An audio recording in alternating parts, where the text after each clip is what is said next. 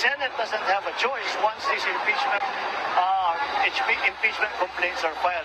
But I don't think that now is the time to go through that. Muling tinanggihan ni Pangulong Ferdinand Marcos Jr. ang ideyang pagpapatalsik kay Vice President Sara Duterte. Ayon sa Pangulo, tama ang pananaw ni Chief Presidential Legal Counsel Juan Ponce Enrile na hindi makatutulong sa bansa ang ganitong hakbang. Sa social media post ni JPE, kinwestiyon nito kung kaya bang amyendahan ng isang religious organization ang konstitusyon o suspindihin ang mga probisyon nito sa pamamagitan ng dami ng kanilang miyembro o kung nakahanda ba ang gobyerno na isakripisyo ang rule of law para sa isang tao o grupo ng mga tao. Iginiit ni Enrile na legal na proseso ang impeachment batay sa konstitusyon at malaking pinsala ito kung susundin ang lohika sa ginawang rally ng isang religious group. Well, JPE is one of our best legal thinkers in the country, and he is right. There is a consequence to. There will be a precedence, and it will be very problematic. Tuloy yan. Tuloy. Kaya lang yun.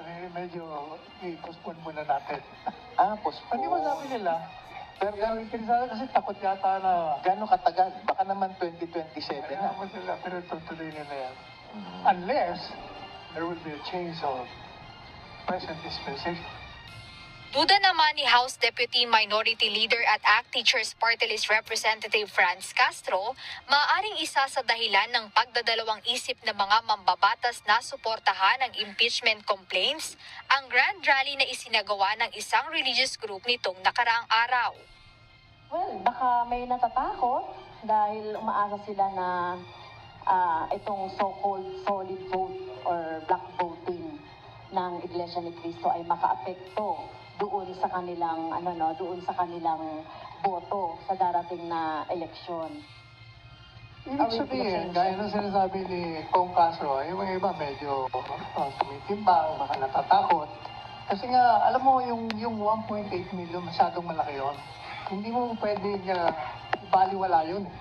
Kasi alam mo naman mga Pilipino, pag nakita nila ganun karami ang kontra,